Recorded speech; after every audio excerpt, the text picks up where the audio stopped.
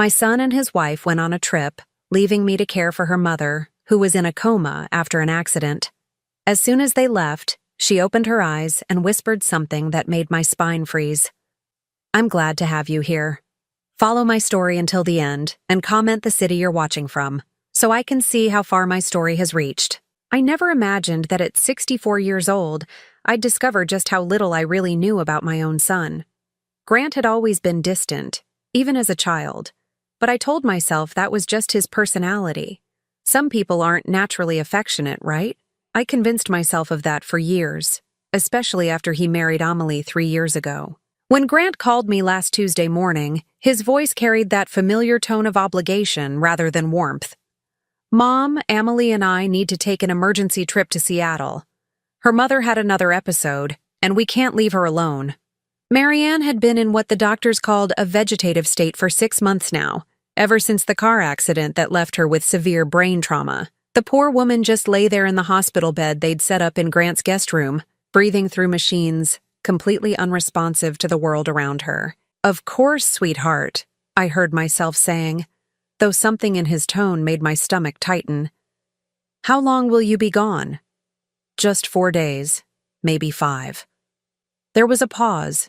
Then he added, "The nurse will come by twice a day to check her vitals and adjust her medications. You just need to be there in case of emergencies." I should have asked more questions. I should have wondered why they couldn't hire a full-time caregiver if Marianne needed constant supervision. But I was so grateful that my son needed me for something, anything, that I ignored the warning bells in my head. Thursday morning, I arrived at Grant's house in Riverside with my small overnight bag. The house always felt cold to me, despite its expensive furnishings and perfect decorating. Amelie greeted me at the door with her usual practiced smile, the one that never quite reached her eyes. "Thank you so much for doing this, Laureen," she said, though her gratitude felt rehearsed. "Mother has been so peaceful lately. The doctors say she's stable, but we just can't risk leaving her alone." Grant appeared behind her, already checking his watch. "Our flight leaves in 3 hours. The nurse, Mrs. Patterson, will be here at 9 a.m. and 6 p.m. every day. Her medications are all labeled in the kitchen." I followed them to the guest room where Marianne lay motionless in the hospital bed. Machines beeped softly around her, monitoring her heart rate and oxygen levels. Her silver hair was neatly brushed, and someone had applied a light pink lipstick to her pale lips. She looked almost peaceful, like she was simply sleeping deeply. "She hasn't shown any signs of consciousness in months," Amelie whispered, standing beside the bed. "Sometimes I talk to her, hoping she can hear me, but the doctors say there's probably no awareness left." Something about the way she said it made me look at her more carefully. There was something cold in her expression as she stared down at her mother, something that didn't match the concern in her voice. Grant kissed my cheek quickly, a perfunctory gesture.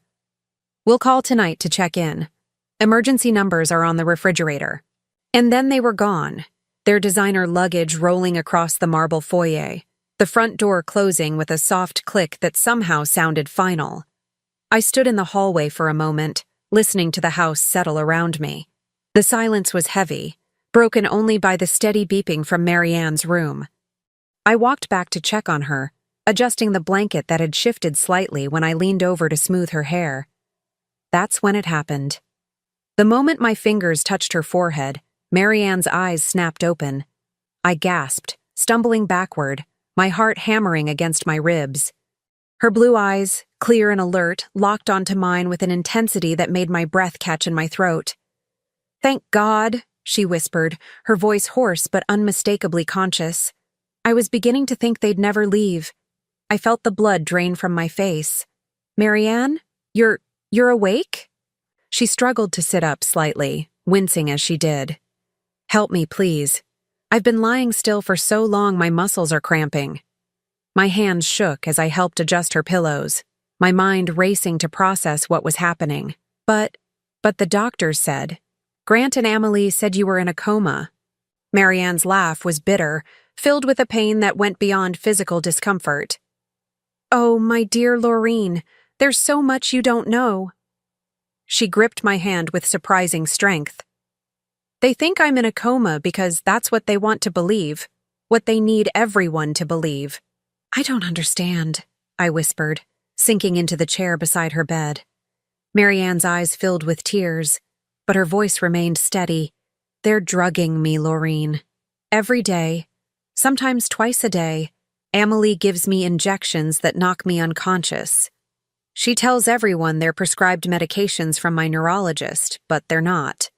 The room seemed to spin around me. That's impossible. Why would they do such a thing? Because, Marianne said, her voice dropping to barely above a whisper, they're stealing everything I own, and they need me unconscious so I can't stop them. I stared at her, my mouth dry, my heart pounding so hard I was sure she could hear it. What do you mean stealing? Marianne closed her eyes for a moment, as if gathering strength. My bank accounts, my investments, my house in Portland. They've been forging my signature, claiming I gave them power of attorney while I was supposedly unconscious. They've already transferred over $200,000 out of my retirement fund. The numbers hit me like physical blows. $200,000. But Grant would never. He's my son.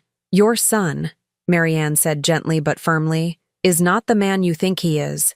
And Amelie, her voice hardened. Amelie is a monster. I felt sick, my stomach churning with disbelief and growing horror. How do you know all this if they're keeping you unconscious? Because sometimes I fight off the drugs long enough to hear them talking. They think I'm completely out, so they don't bother to leave the room when they discuss their plans. Marianne's grip on my hand tightened. Last week, I heard Amelie on the phone with someone, laughing about how easy it's been to fool everyone. She said the hardest part was pretending to cry at the hospital. The room felt like it was closing in on me. This can't be real. This can't be happening. It gets worse, Marianne whispered, and something in her tone made ice form in my veins. They're not planning to keep this up forever. I heard them arguing about timing, about when to let me naturally slip away. The words hung in the air between us like a death sentence. I couldn't breathe, couldn't think, couldn't process what she was telling me. They want to kill you, I said, the words feeling foreign in my mouth. Marianne nodded slowly. And Laureen, I think you might be in danger too. The silence that followed Marianne's words was deafening. I sat frozen in that chair, staring at this woman I'd believed was unconscious, trying to make sense of what felt like a nightmare I couldn't wake up from. What do you mean I might be in danger? My voice came out as barely a whisper. Marianne struggled to sit up straighter, and I instinctively moved to help her, though my hands were trembling. You're here as their witness, Laureen, the devoted grandmother, caring for her son's poor mother-in-law out of the goodness of her heart. When something happens to me, you'll be the one to testify that I never showed any signs of consciousness. The implications hit me like a sledgehammer. They're using me. They're using both of us. Marianne's voice carried decades of pain and betrayal. But you still have a chance to walk away from this. I don't. I stood up abruptly, pacing to the window. The suburban street looked so normal, so peaceful. Children playing on lawns, neighbors walking their dogs. How could such evil exist in a world that looked so ordinary? Tell me everything, I said, turning back to her. From the beginning. Marianne took a shaky breath. The car accident was real. I was unconscious for about a week in the hospital, but when I started to wake up, when the doctors were talking about recovery and rehabilitation, Amelie convinced them I was having setbacks. She said I was agitated, confused, sometimes violent. Were you? No, but she was there for every medical consultation, playing the devoted daughter. She had them believing that moving me home for palliative care was the most compassionate option. Marianne's laugh was hollow.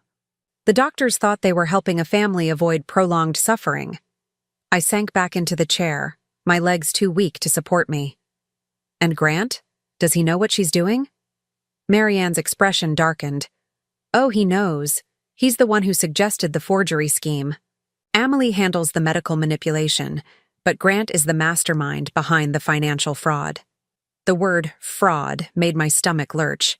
My son, the boy I'd raised, sung lullabies to, worried about through every scraped knee and broken heart, was a criminal. How long has this been going on? The drugging started about 3 months ago.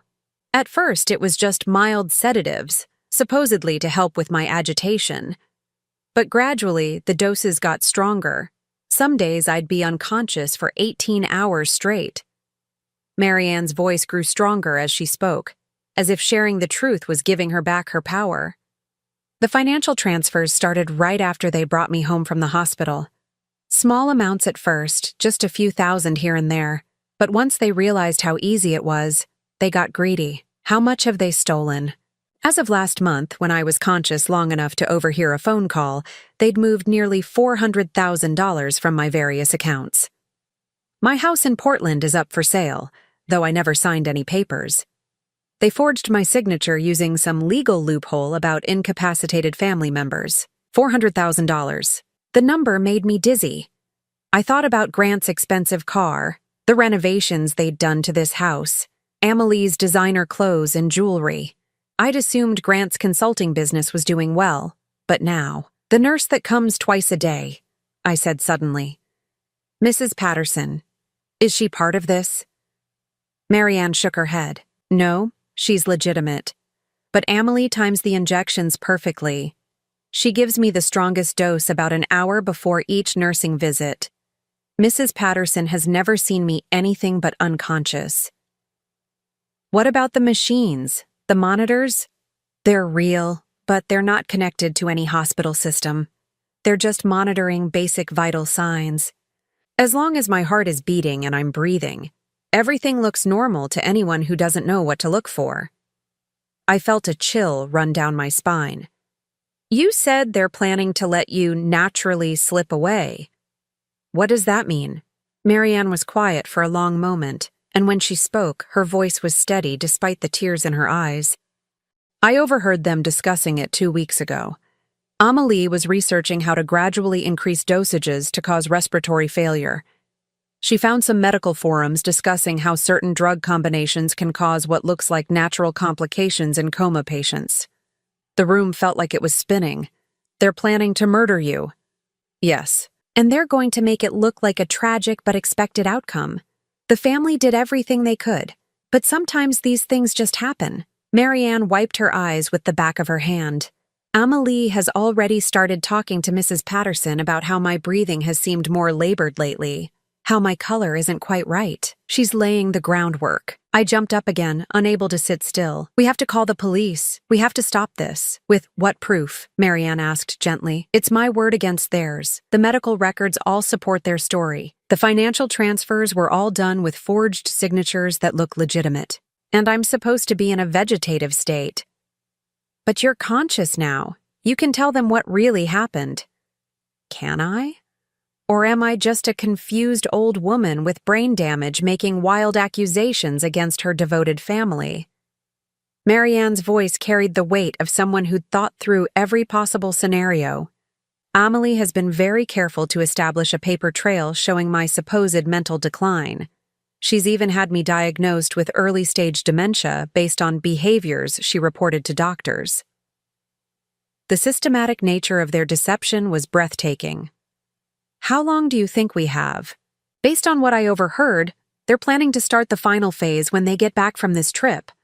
They wanted me to have a few days under the care of loving family before the tragic turn for the worse. Marianne looked at me with an expression that was somehow both desperate and determined. They needed a witness who could testify to my peaceful final days. That's where you come in. The weight of realization crashed over me. They asked me to come here not because they needed help. They needed an alibi. A perfect alibi. Grant's devoted mother, who loved his wife's family enough to sacrifice her own comfort to help care for an unconscious woman. Who better to vouch for their dedication and grief when I finally succumbed to my injuries? I felt nauseous. All those times Grant called me over the past few months, asking how I was doing, if I needed anything.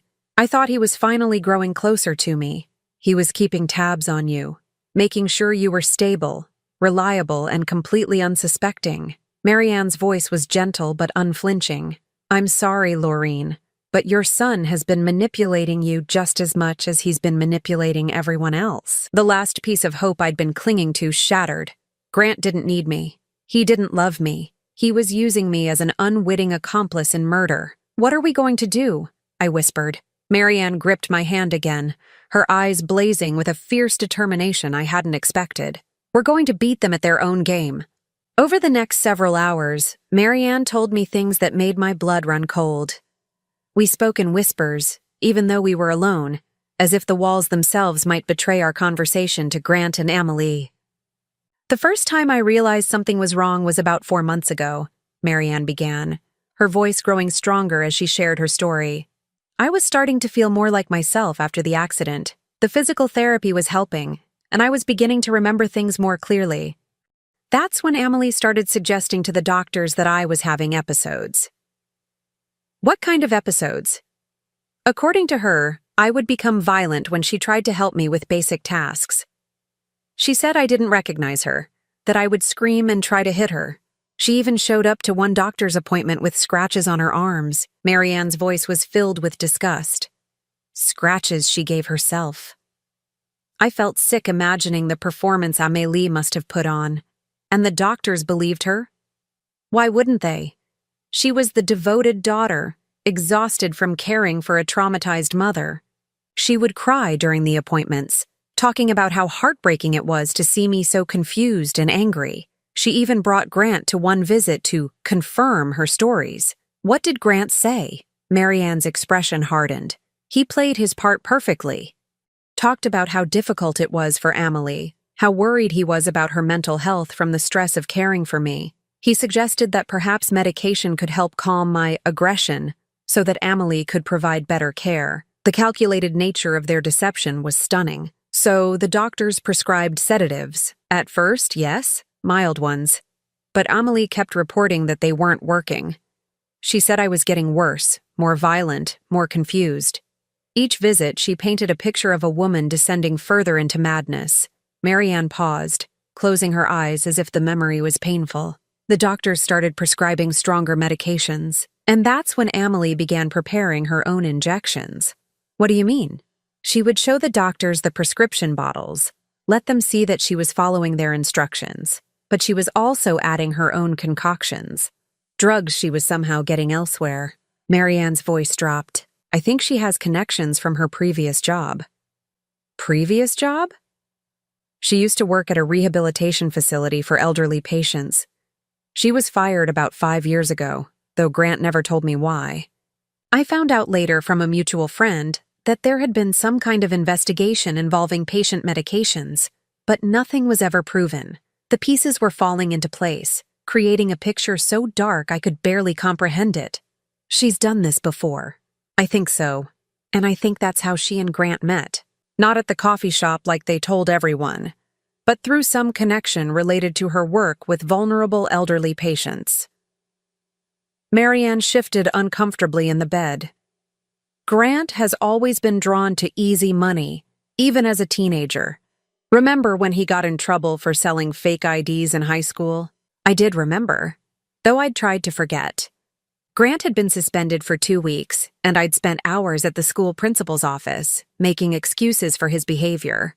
I thought he'd outgrown that phase. He didn't outgrow anything.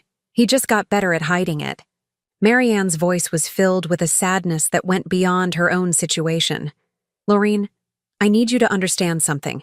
This isn't just about money for them. They enjoy it. The control, the deception, the power they have over someone helpless. What do you mean? Sometimes, when they think I'm completely unconscious, they talk to me anyway. Amelie will lean over my bed and whisper things about how pathetic I am, how no one will miss me when I'm gone. Grant talks about all the things they'll buy with my money, the trips they'll take. Marianne's voice trembled slightly. They've turned my suffering into entertainment.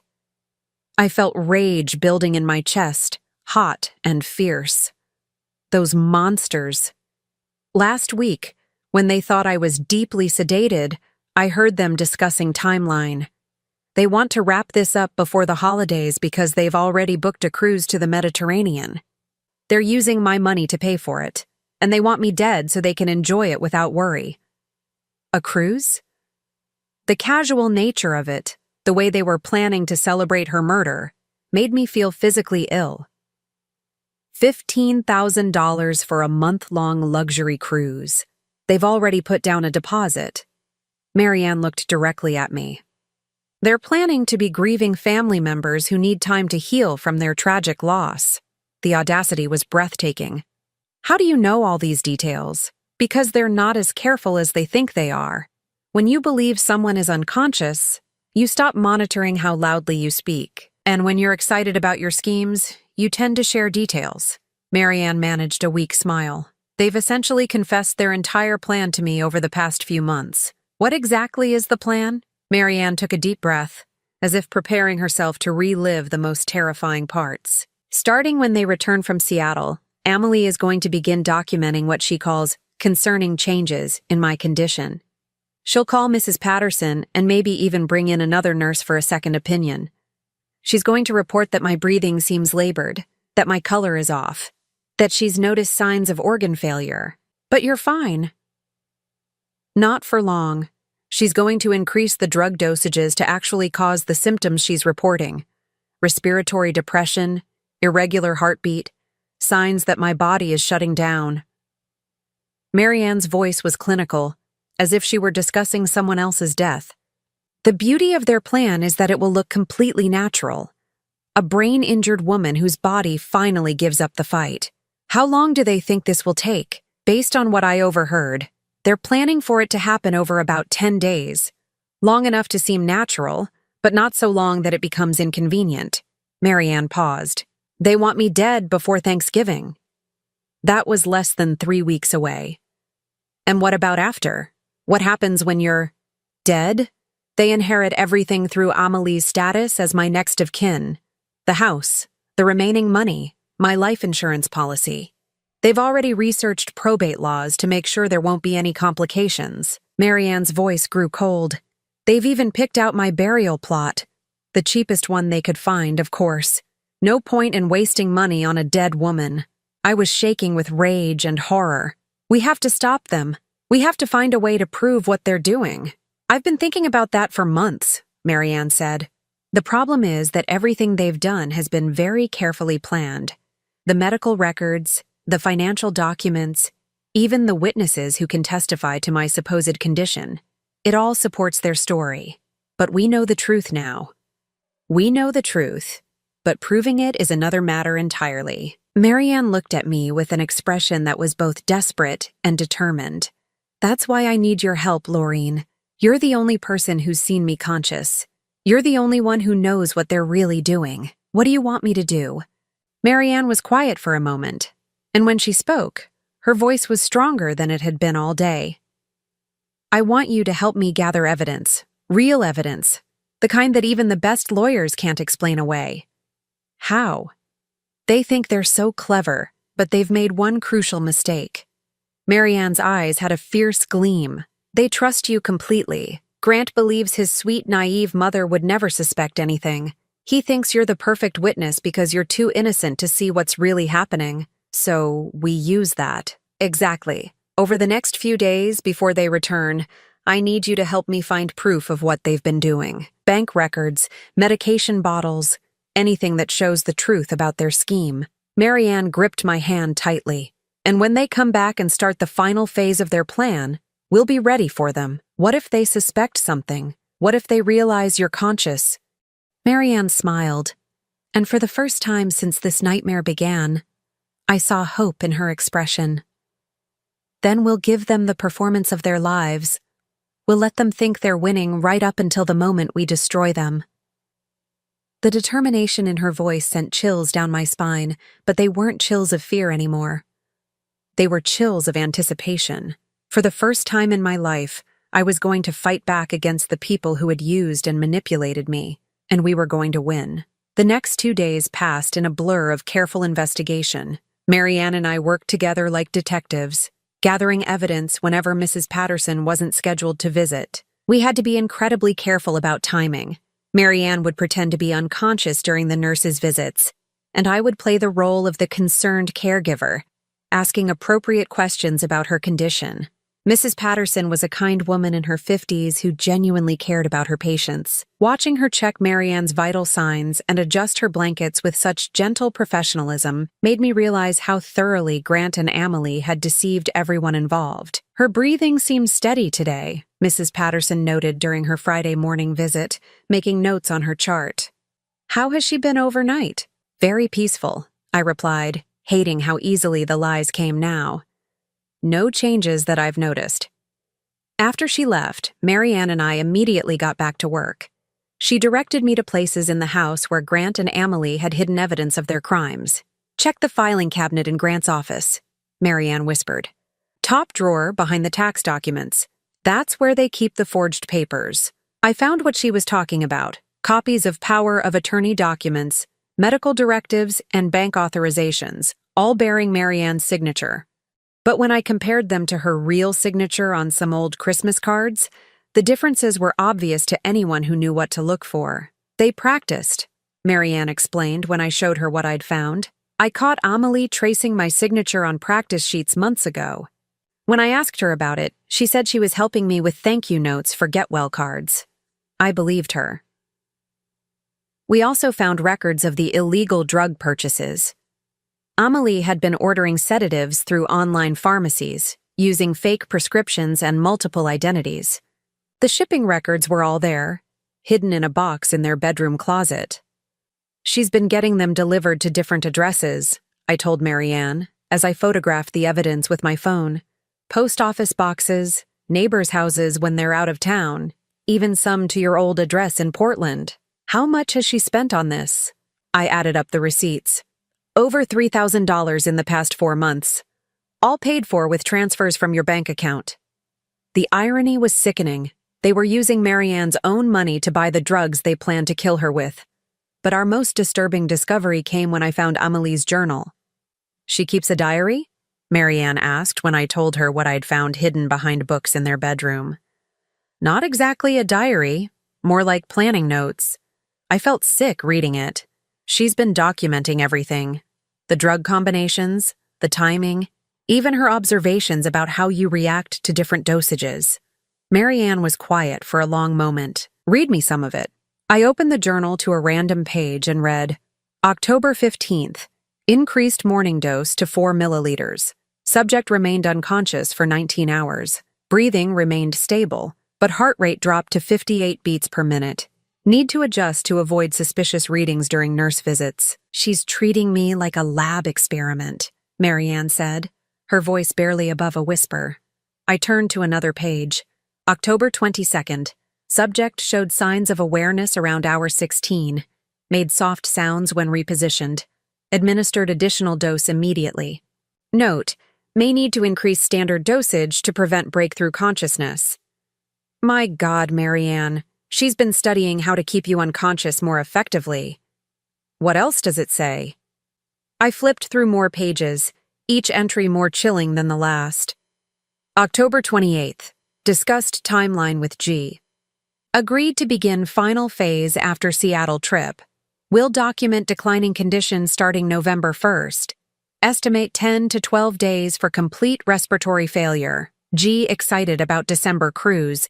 Suggested upgrading to suite with our windfall. Marianne closed her eyes, but not before I saw tears forming. They're talking about my death like it's a vacation planning meeting. The final entry was the worst. November 2nd, L will be perfect witness to final days. Her testimony about peaceful final weeks will be crucial for any insurance investigations. G says his mother has always been easy to manipulate. She'll never suspect anything. Looking forward to finishing this and moving on with our lives. I set the journal down, my hands shaking with rage. She calls you the subject and me L like we're not even human beings. Because to them we're not. We're just obstacles to overcome and tools to use. Marianne opened her eyes, and I was surprised to see determination rather than despair. Did you photograph all of it? Every page. Good. Now we need to put everything back exactly where we found it. We can't let them know we've discovered their plans. We spent the rest of Friday carefully replacing all the evidence, making sure everything was positioned exactly as we'd found it. Marianne coached me on how to act natural when Grant and Amelie returned. Remember, you've been caring for an unconscious woman for 3 days. You should seem tired, maybe a little overwhelmed. Ask them lots of questions about my condition and what to watch for. Act like the concerned, slightly anxious mother-in-law. Saturday morning, Mrs. Patterson made her usual visit. As she checked Marianne's vitals, she made a comment that sent chills down my spine. "Has anyone else been giving her additional medications?" she asked, studying her charts. "Her heart rate seems a bit slower than usual." My mouth went dry. "Just what's on the schedule you gave me." Mrs. Patterson frowned slightly. Well, these things can fluctuate. I'll make a note for her primary care physician." She looked at me with concern. "How are you holding up, dear? This can't be easy." "I'm managing," I said, though inside I was screaming. She was seeing the effects of Amélie's drugs without realizing what they really were. After she left, Marianne and I discussed what the nurse's observations might mean. "They've been dosing you even when they're not here," I realized. "There must be some kind of delayed release system." "Check the IV bag," Marianne suggested.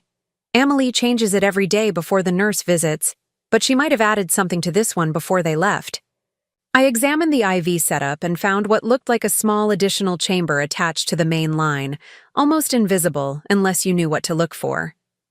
"That's it," Marianne said when I described it to her. "She's been giving me extended doses through the IV. That's why I've been having trouble staying conscious for longer periods. Should I remove it?" "No. If Mrs. Patterson notices a change in my vitals before Grant and Amélie return, it might raise questions we're not ready to answer yet." We were running out of time to prepare. Grant had texted that morning to say their flight was delayed, but they'd be home by Sunday evening. That gave us less than 36 hours to finalize our plan. "What exactly are we going to do when they get back?" I asked. "We're going to let them start their final phase exactly as planned," Marianne said. "But this time we'll be recording everything." Sunday afternoon, my phone rang. Grant's name appeared on the screen, and my heart started pounding. "Hi, sweetheart," I answered, forcing my voice to sound normal. "Mom, change of plans. Our flight got moved up. We'll be home in about 3 hours instead of tonight." My blood turned to ice. We weren't ready. "Oh, that's wonderful. I know you're anxious to get back to check on Marianne." "How has she been?" "The same. Mrs. Patterson says her vitals are stable. She seems very peaceful." The lies felt like ash in my mouth. "Good. Listen, Mom, I want to prepare you for something." The nurse mentioned that Marianne's condition might start declining soon. These things happen with brain injuries. Sometimes patients seem stable for months, then take a sudden turn for the worse. He was already laying the groundwork, just as Marianne had predicted. "Oh no. What should I watch for?" "Changes in her breathing, her color, things like that. But don't worry, Amélie will know what to do when we get back." "Of course. I'll see you soon." After I hung up, I ran to tell Marianne about the change in plans. 3 hours, she said, her voice steady despite the circumstances. "That's enough time to set up the recording equipment and get everything ready." "Recording equipment?" Marianne smiled. "Did you think I've been lying here helpless for months without making any preparations? There's a box hidden in the basement behind the water heater. Bring it up here." When I found the box, I was amazed at what was inside. A small digital recording device, a tiny camera, and what looked like professional surveillance equipment. "Where did you get all this?" "I ordered it online months ago, when I first realized what they were planning. It took weeks of pretending to be unconscious while packages were delivered, but I managed to hide everything before they found it." Marianne's eyes gleamed with satisfaction. "They think they're so clever, but I've been preparing to destroy them for months." As we quickly set up the hidden camera and recording devices, I felt a mixture of terror and excitement. In just a few hours, Grant and Amélie would walk through that front door, believing they were about to complete their perfect crime. Instead, they were walking into a trap that would expose them for the monsters they really were. "Are you ready for this?" Marianne asked as we heard a car pulling into the driveway. I looked at this brave woman who had endured months of abuse and manipulation, who was about to risk her life to bring her tormentors to justice. "I'm ready." The front door opened, and I heard Amélie's voice calling out cheerfully, "We're home!" The final phase was about to begin. "Lorene, we're back." Amelie's voice carried that same artificial sweetness I'd grown to recognize as a warning sign. I heard their footsteps in the hallway, the rolling of suitcase wheels across the marble floor. Marianne squeezed my hand once, then immediately went limp, her eyes closing as she slipped back into her performance. The transformation was so complete, so convincing, that for a moment I almost believed she really was unconscious. "How is she?" Grant asked as he appeared in the doorway. His face showed what looked like genuine concern, but now I could see the calculation behind his expression. "Very peaceful," I said, standing up from the chair beside Marianne's bed. "Mrs. Patterson was here this morning. She said her vitals were stable, but mentioned that her heart rate seemed a little slower than usual." I watched Amelie's face carefully as I said this. There was a flicker of something, satisfaction, before she arranged her features into an expression of worry. "Oh dear," she murmured, moving to Marianne's bedside. "Sometimes that can be a sign of changes in her condition." She placed her hand on Marianne's forehead with theatrical tenderness. "Poor mother. She's been fighting so hard for so long." Grant moved to stand beside his wife, and for a moment they looked like a devoted couple concerned about their loved one. If I hadn't known the truth, I might have been moved by their apparent grief. "The nurse mentioned that we should watch for any changes," I said carefully. "What exactly should I be looking for?" "Well," Amelie said, still stroking Marianne's hair with fake affection, "with brain injuries like mother's, sometimes patients can take sudden turns for the worse. Their breathing might become labored, their color might change. It's all part of the natural progression of her condition." The way she said natural progression made my skin crawl. She was already preparing the narrative for Marianne's murder. "Is there anything we can do to help her?" I asked, playing my part as the concerned but naive mother-in-law. Grant and Amelie exchanged a look that lasted just a fraction too long. "We just have to keep her comfortable," Grant said. "Make sure she's not in any pain. The medications help with that," Amelie added. "I'll need to adjust her dosages based on how she's been responding while we were gone." I felt my pulse quicken. This was it. They were about to begin the final phase of their plan. Should I stay to help? I could take time off work. "That's so thoughtful of you, Mom," Grant said, and for a split second I almost believed the warmth in his voice was real. "But you've already done so much. You should go home and get some rest." "Actually," Amelie interrupted, her voice taking on a sharper edge, "maybe Laureen should stay tonight, just to make sure everything goes smoothly as we transition back to our normal routine." Grant looked at her with surprise. This wasn't part of their original plan. "Amelie, I think Mom has done enough."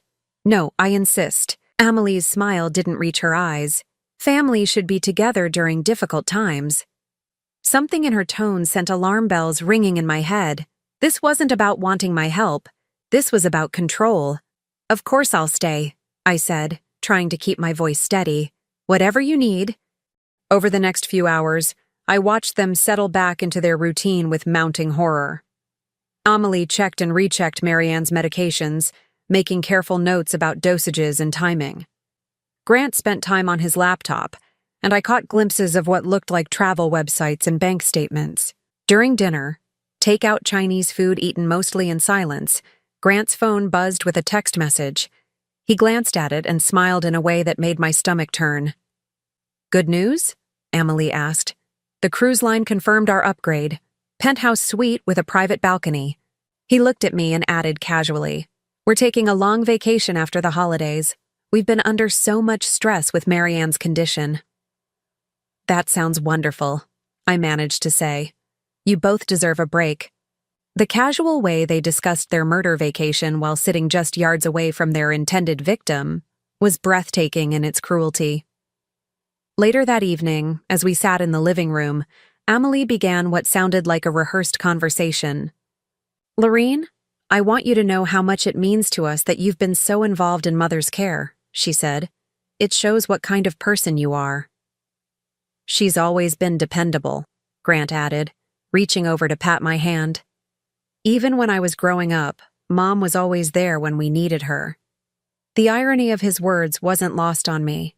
I had been there when he needed me, to provide alibis for his crimes. "I just want to help," I said softly.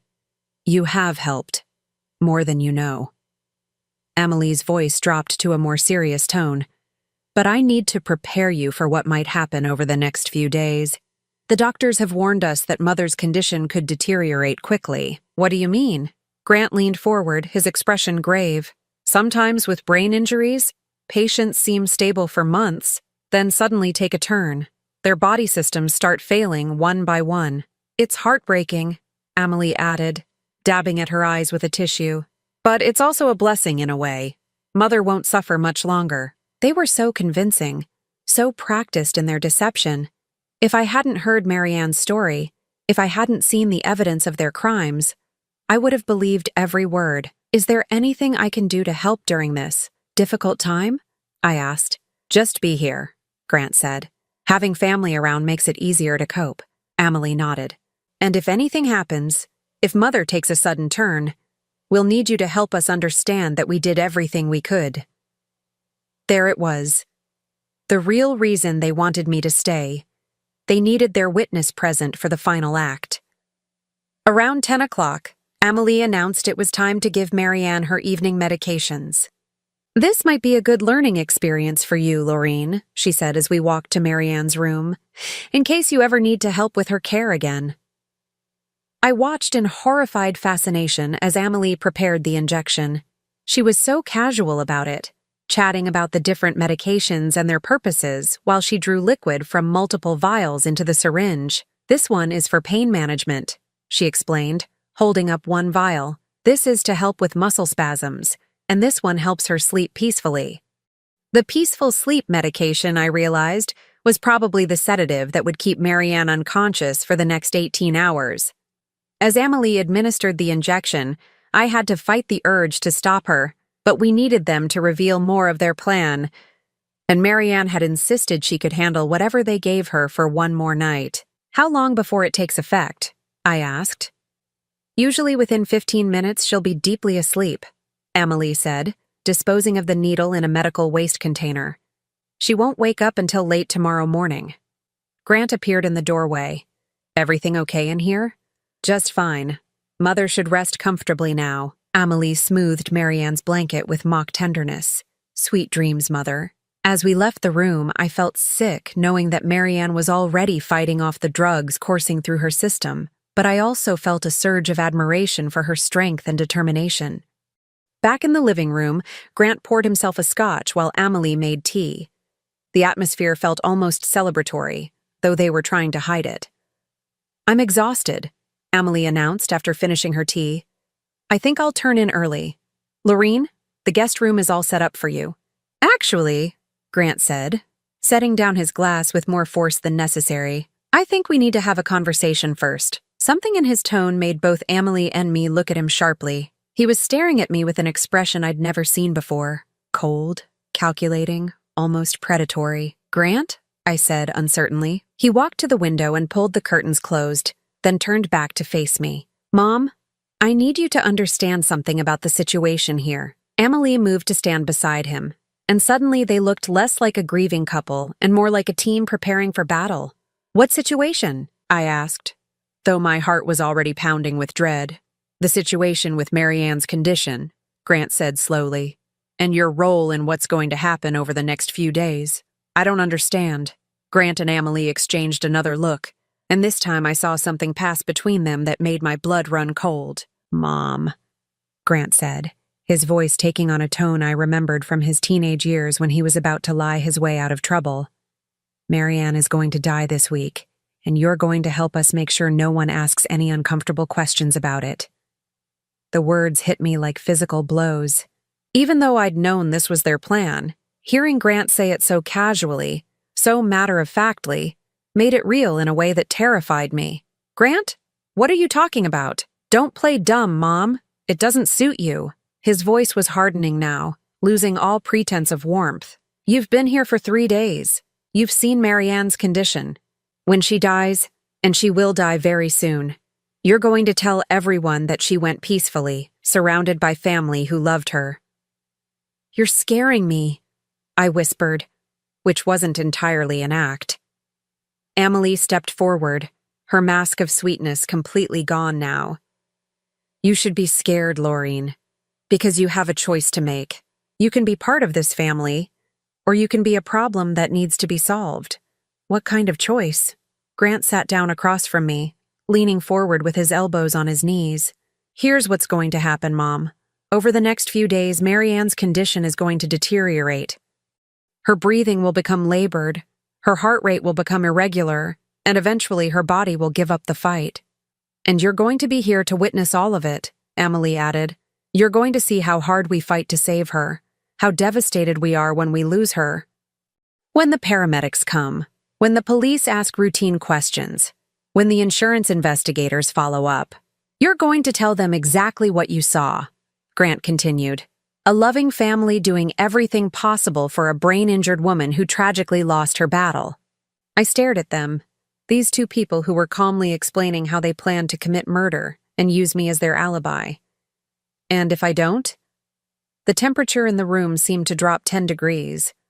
Mom, Grant said softly, you're 64 years old. You live alone. You don't have much family besides me. Accidents happen to elderly people all the time. The threat was clear, even though he'd wrapped it in gentle language. I felt true fear for the first time since this nightmare began. You wouldn't, I breathed. We really hope we won't have to, Emily said, her voice bright and cheerful again. We much prefer having you as our ally rather than our enemy. After all, family should stick together. I sat there in stunned silence, trying to process what they'd just told me. They weren't just planning to murder Marianne. They were prepared to kill me too if I didn't cooperate with their scheme. I need some time to think, I finally managed to say. Of course you do, Grant said, standing up and walking over to pat my shoulder. The gesture felt like a snake wrapping around my neck. Take all the time you need, but remember, Mom, we start tomorrow morning, and we need to know that you're with us. As I walked to the guest room on shaking legs, I heard them whispering in the living room behind me.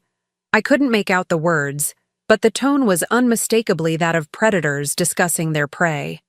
I closed the door and sat on the edge of the bed, my whole body trembling. They had just threatened my life as casually as they might discuss the weather. And tomorrow, they were going to begin murdering Marianne while forcing me to watch and later lie about what I'd witnessed. But what they didn't know, what they couldn't possibly suspect, was that every word of their confession had just been recorded by the hidden devices Marianne and I had planted throughout the house. The trap had been sprung, and they had walked right into it. I barely slept that night. Every sound in the house made me jump, wondering if Grant and Emily had decided I was too much of a risk to keep alive until morning. But as dawn broke through the guest room window, I was still breathing, still alive, and still determined to see their plan through to its conclusion. At 6 a.m., I heard movement in the hallway. Emily was starting her morning routine, checking on Marianne and preparing what she would claim were prescribed medications. I lay still, listening to her soft footsteps and quiet humming, amazed at how normal she could sound while preparing to commit murder. Around 7, Grant knocked softly on my door. Mom, are you awake?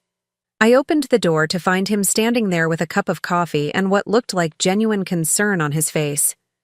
The performance was so convincing that for just a moment I almost forgot what he really was. I brought you coffee, he said gently. I know last night was a lot to process. Thank you, I said, accepting the cup with hands that only trembled slightly. Have you thought about what we discussed? I looked into his eyes, my son's eyes, and saw absolutely no trace of the boy I'd raised. Yes. And? I understand what you need from me. The words tasted like poison in my mouth. Grant's face relaxed into what might have been relief.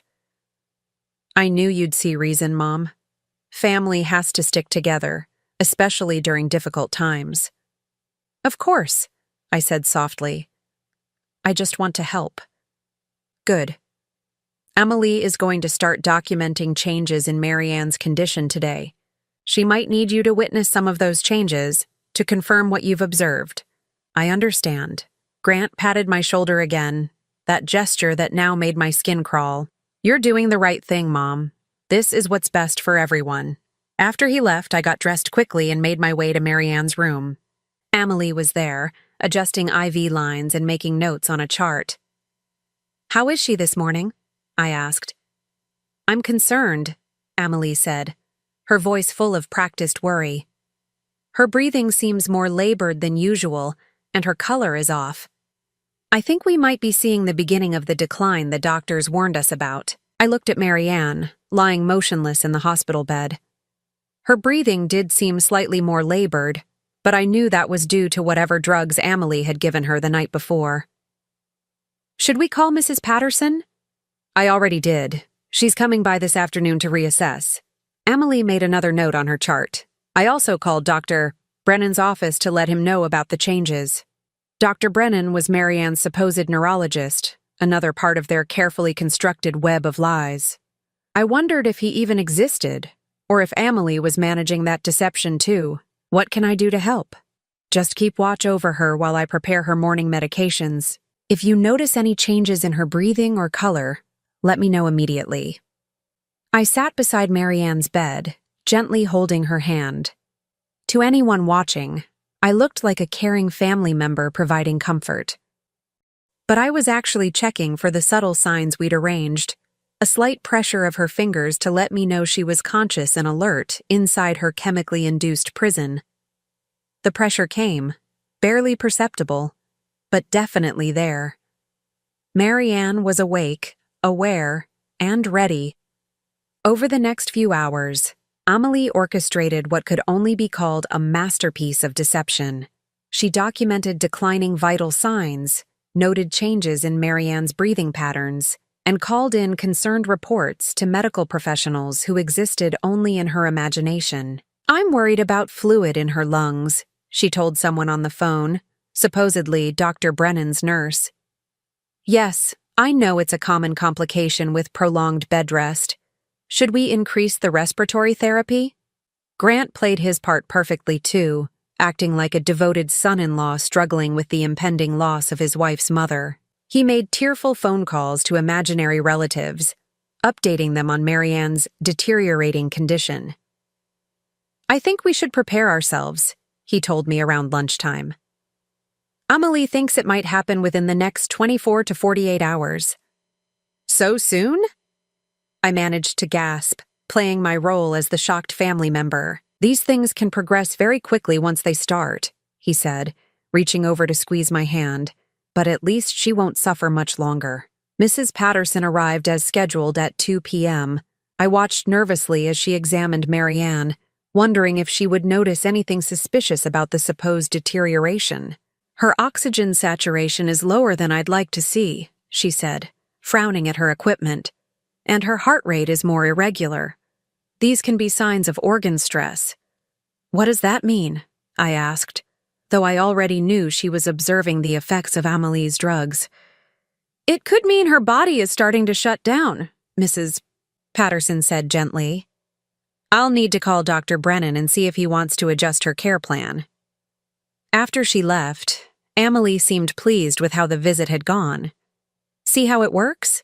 she said to me quietly. "The nurse is documenting everything. When this is over, there will be a clear medical trail showing natural progression of her condition." That evening, as we sat down for what I knew would be our last family dinner, Grant opened a bottle of wine to celebrate what he called getting through a difficult day. "To family," he said, raising his glass. "To family," Amelie echoed. "To family," I repeated, though the word felt hollow in my mouth. As we ate, they continued to discuss their plans with the casual cruelty I'd come to expect. The cruise, the house they wanted to buy with Marianne's money, the new car Amelie had picked out. "We're thinking of moving to Florida after everything settles down," Grant said. "Fresh start, you know. Too many sad memories here." "What about me?" I asked, playing into their assumption that I would be part of their ongoing deception. Grant and Amelie exchanged one of their looks. "We were hoping you might come visit us often," Amelie said sweetly. "Maybe even relocate eventually. Family should stay close, especially after going through something traumatic together." They wanted to keep me close where they could monitor me, make sure I never decided to tell the truth about what I'd witnessed. That sounds wonderful. I said, smiling at them both. Around 9 p.m., Amelie announced it was time for Marianne's evening medications. "This might be the last dose we give her," she said quietly.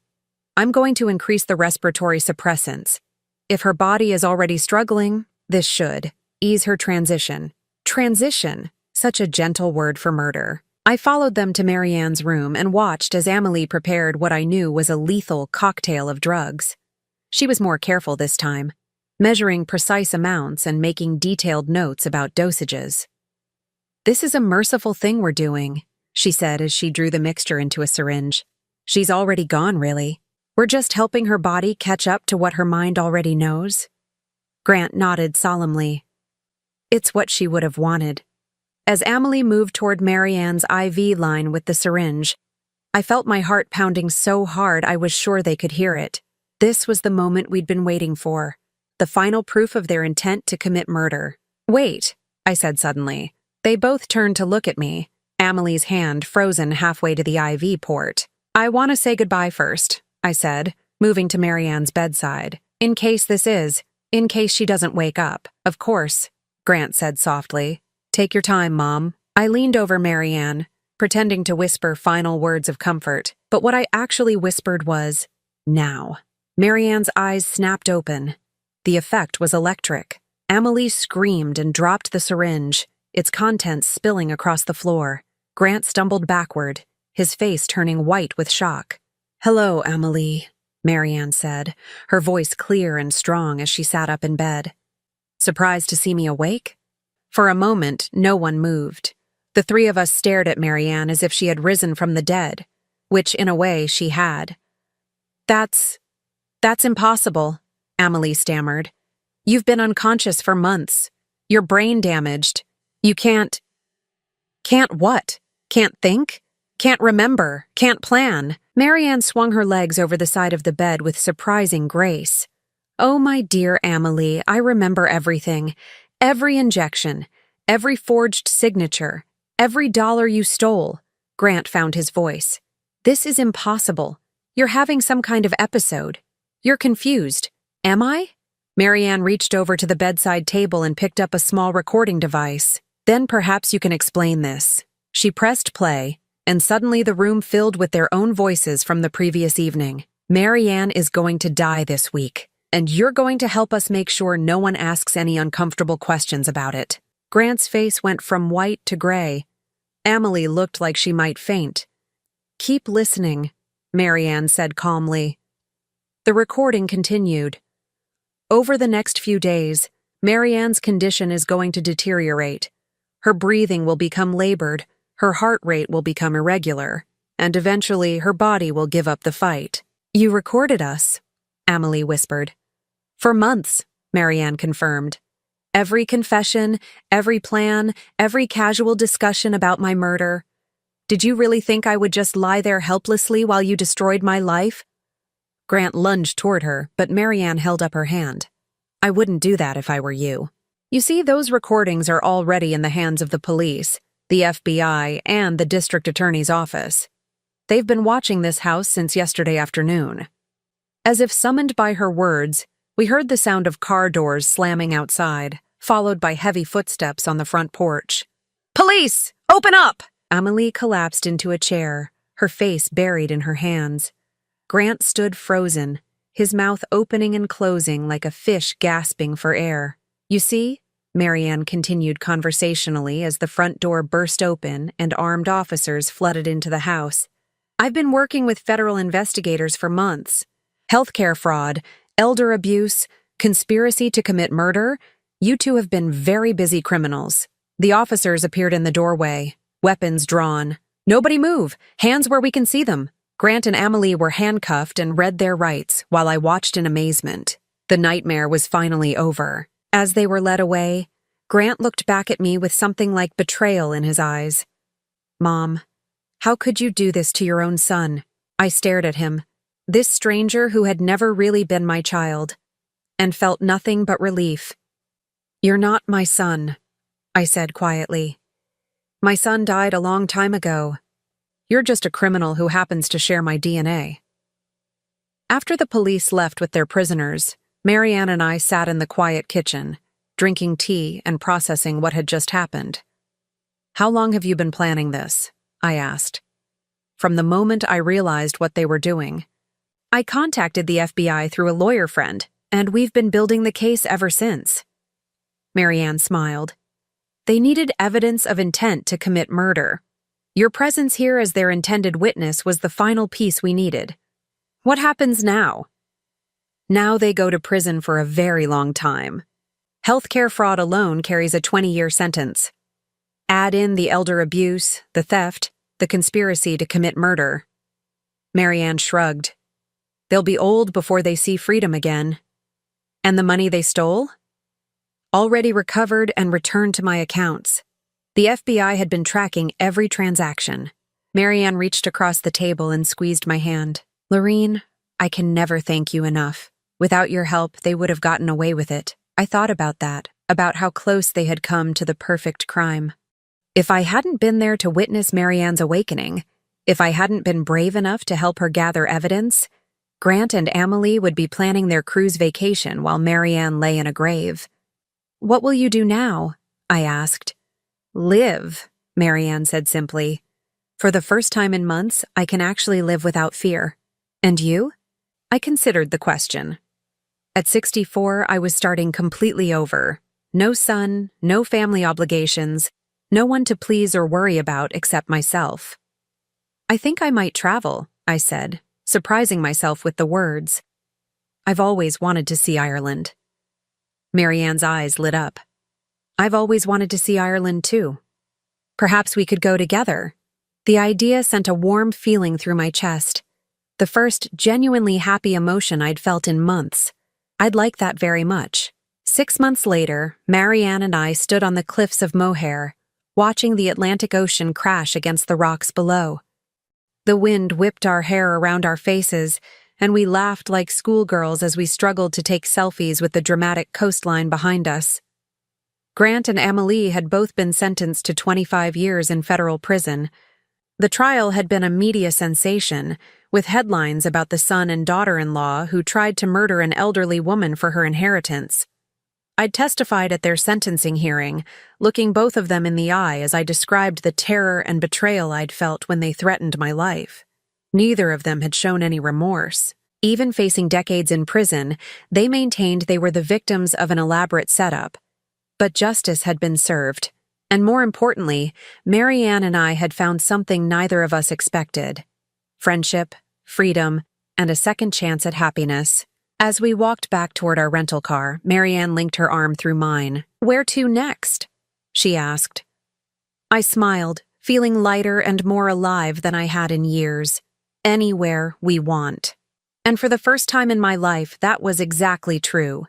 Now I'm curious about you who listened to my story. What would you do if you were in my place? Have you ever been through something similar? Comment below. And meanwhile, I'm leaving on the final screen 2 other stories that are channel favorites, and they will definitely surprise you. Thank you for watching until here.